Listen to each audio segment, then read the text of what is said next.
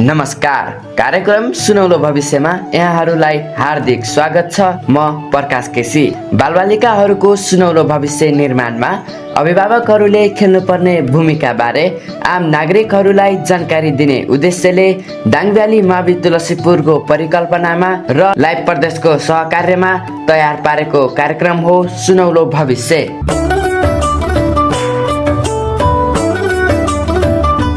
कार्यक्रम सुनौलो भविष्य स्थानीय क्षेत्रमा प्रत्यक्ष रूपमा अभिभावक टोलका अध्यक्षहरूसँग अन्तर्क्रिया गरी तयार पारेको कार्यक्रम हो। यो कार्यक्रम लाइभ प्रदेश अनलाइनको फेसबुक पेज र युट्युबमा प्रत्येक साताको बिहिबार बेलुका 7 बजेदेखि प्रसारण हुने गर्दछ। अब भने हामी ढिला नगरी आजको अङ्क हेरौँ है त। अहिलेको प्रविधि हामीलाई सिक्न जरुरी छ र सदुपयोग पनि हामीले गर्नुपर्छ।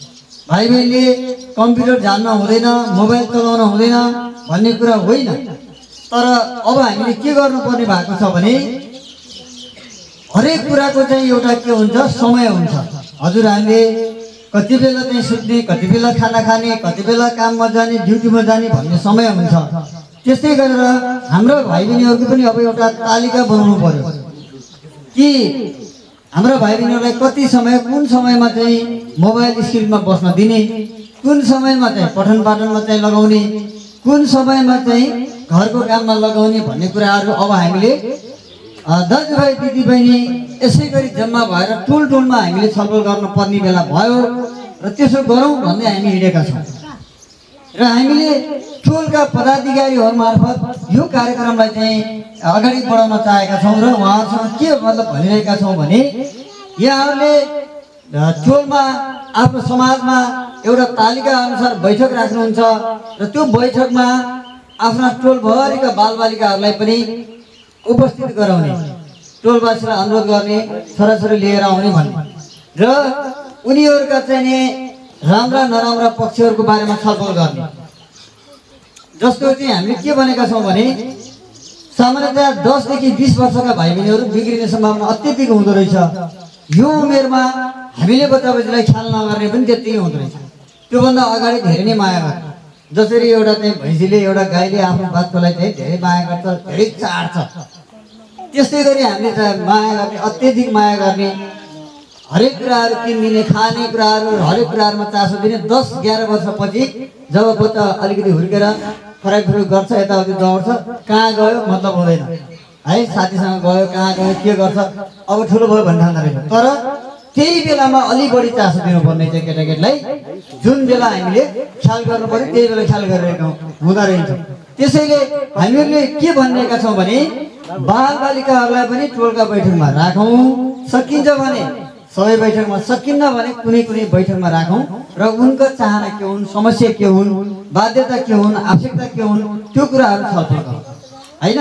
तल्लो घर मतल्लो घर है, ठुल्दै सान्दै अथवा चाहिँ आमाहरू, खास गरी आमासँग बसेर बच्चा बच्चीको अवस्था के छ होइन, केटाकेटी चाहिँ केटाकेटीको बानी कस्तो छ, कतै गाँजा भाङमा फसे कि, कतै चुड खाँदै हिँडेका छन् कि, कतै विद्यालय जान्छु भनेर बाटोमा दिनभरि दिन बिताएर बेलुका ठ्याक्कै साथीसँग घर आउँछन् कि होइन, कतै चाहिँ अब कुलतमा फसिरहेका छन् कि।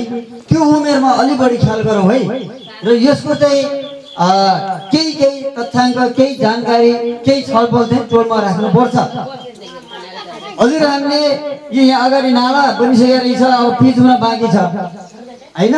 बाटोघाटो पिच गर्ने, नाला बत्ती पानीको लागि चाहिने, कहाँ होला बजेट माग्न जाने, वडाले कति देला, अब नगरपालिकाबाट आउँछ कि प्रदेशबाट के आउँछ कि भनेर हामी छलफल गर्छौँ। तर यो बाटो बनाइसकेपछि तपाईँ हाम्रा छोराछोरी हिँड्ने हो, तर तपाईँ हाम्रा छोराछोरी चाहिँ कुलतमा फसे होइन, अत्यन्त धेरै चाहिँ के अरे अब नालायक भयो भने भोलि यो बाटो जतिसुकै पिच गरे पनि काम छैन। हजुर, हाम्रा छोराछोरी जहाँदेखि खाएर बाम्ने सर्दै त्यो पक्की रोडमा हिँड्ने हो भने त्यो पैसा त्यहाँ खर्च गरेर के काम छ। पक्की घर बनाउँछौँ छोराछोरीलाई हामीले अहिले अमेरिका जापान पठाउँछौँ होइन, तर चाहिँ के छ त भन्दा उनीहरूको चाहिँ बानी व्यवहार र चाहिँ के अरे होइन लत बिग्रियो भनेपछि धन सम्पत्तिको पनि काम छैन। त्यसो भएको हुनाले हामीले अब के भनिरहेका छौँ भने अबको आउने समाज प्रविधिकै कारणले अपाङ्ग बन्दैछ। काम नगर्ने निकममा बन्दैछ। मोबाइल दिनभरि चलाएर बस्न सक्छ अहिलेको बच्चा, तर खाना त पर्छ होला। काम नगरी उत्पादन हुँदैन होइन। कि त जागिर गर्नु पर्यो, कि त व्यवसाय गर्नु पर्यो, कि त खेतीपाती गर्नु पर्यो। अनि दिनभरि कोठाभित्र ढोका लगाएर मोबाइलमा हेरेर बसेर मोबाइलमा कुरा गरेर चाहिँ खेतमा धान त फल्दैन। त्यसैले तपाईँ हाम्रो छोराछोरी अब यही चाहिँ तरिकाले अगाडि बढ्ने हो भने तपाईँ हाम्रो पुस्ताले काम गर्दासम्म त खेतबारीमा धान गहुँ फल्ने हो। भोलि यिनीहरूको पालामा चाहिँ फल्छ कि फल्दैन थाहा छैन।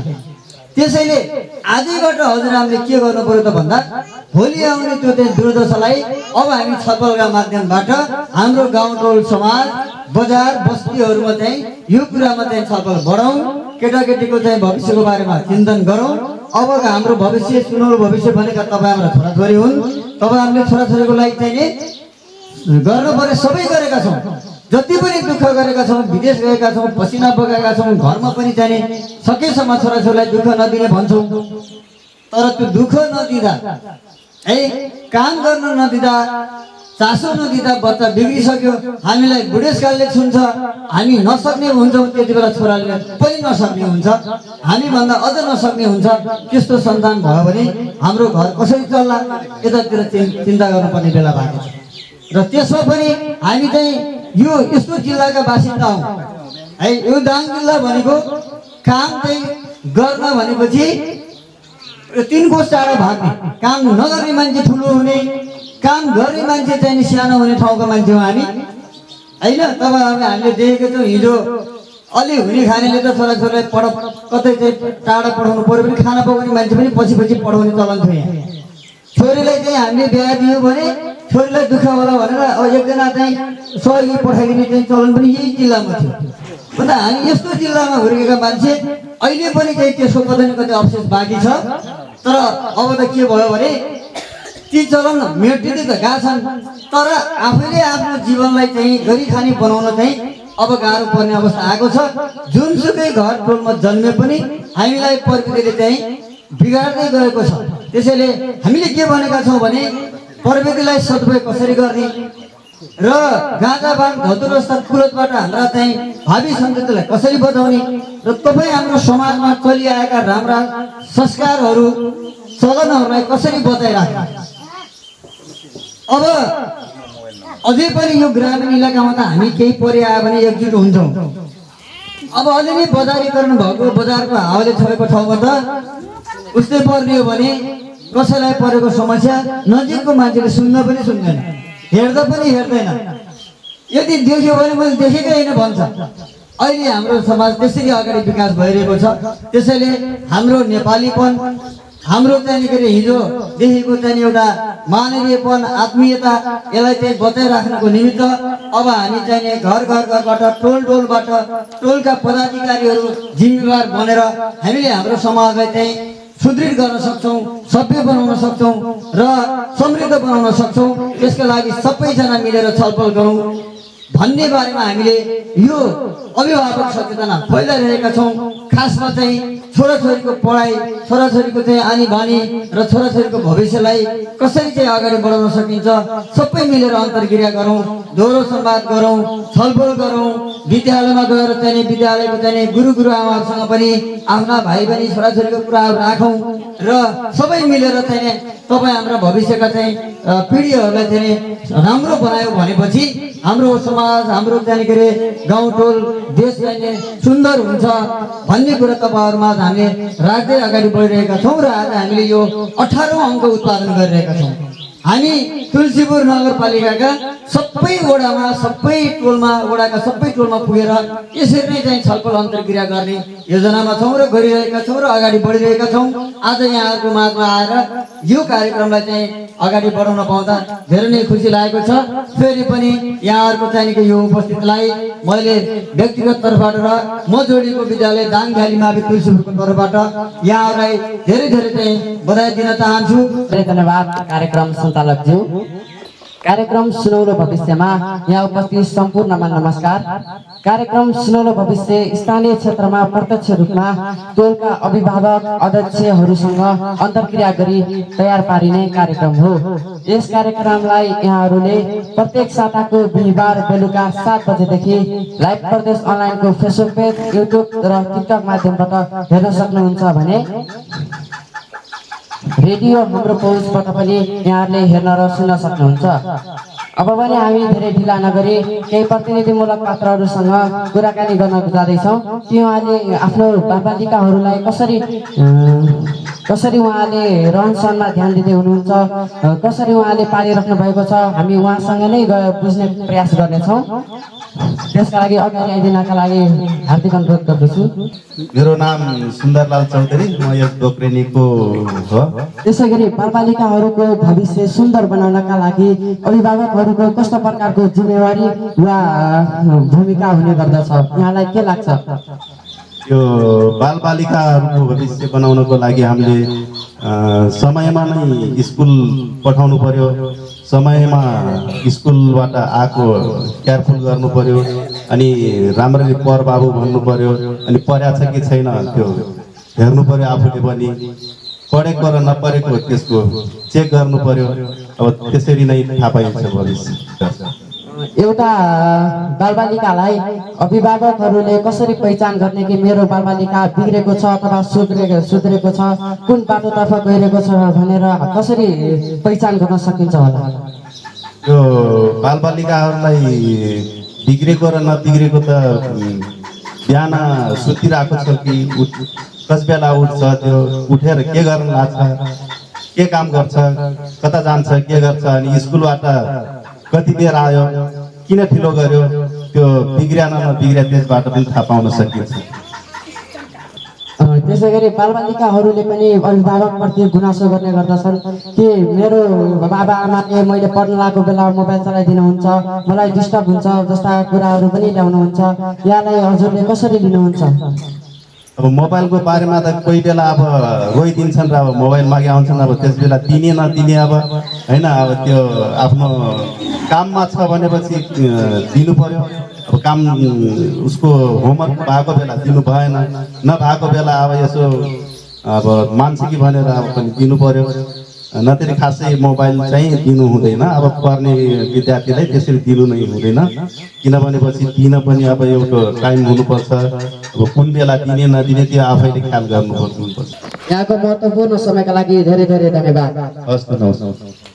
मेरो नाम माया देवकोटा, तुलसीपुर 16 डोक्रेनी र म यो डोक्रेनी टोलको सचिव भएर सचिवको काम गरिरहेको छु। अहिले हाल हाम्रो अध्यक्ष बाहिर गएको हुनाले उहाँको नयाँ मान्छे अध्यक्ष भएर नआउँदासम्म अध्यक्षको काम पनि गरिराखेको छु, तर खासमा म सचिव भएर काम गरिरहेको अहिलेसम्म। अनि यहाँ कार्यक्रम सञ्चालन गर्दा, कार्यक्रम गर्ने हाम्रो यो टोलमा यसरी कार्यक्रम ल्याउँदा उहाँहरूलाई अब मैले धेरै बोल्न त जान्दैन, त्यही पनि प्रयास गर्दैछु।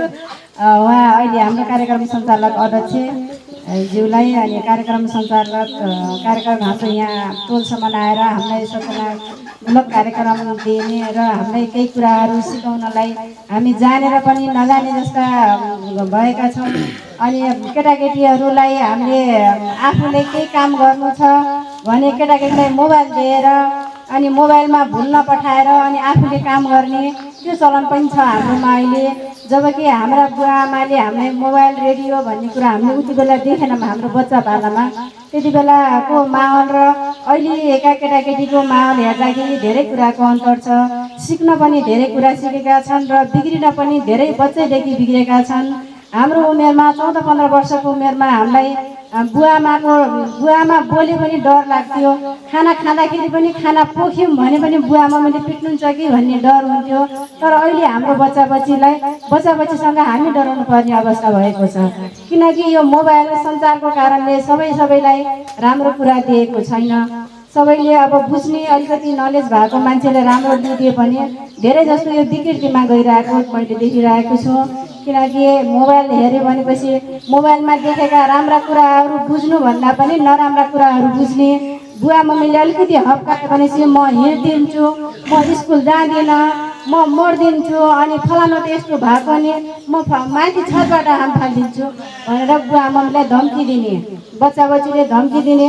हामी बुवा मम्मीसँग डराउँथ्यौँ भने अहिले हाम्रा बच्चा बच्चीसँग हामी डराएर आएको अवस्था छ। किनकि यो हाम्रो मोबाइलको कारणले गर्दाखेरि पनि हो कि जस्तो लाग्छ मलाई। उति बेला हाम्रोमा यस्तो संसार पनि थिएन, यस्ता कुराहरू पनि देख्ने बुझ्ने पनि गरेनौँ र बुवा आमाले दिएको संस्कारभन्दा बाहिरको संस्कारमा हामी हिँड्न पाएनौँ। त्यति बेलाको संस्कार पनि यो मोबाइल एफएम भन्ने यस्ता भए पनि समाचारहरू रेडियोमा सुन्थ्यौँ, चाहिँदो कुराहरू थाहा हुन्थ्यो हामीलाई।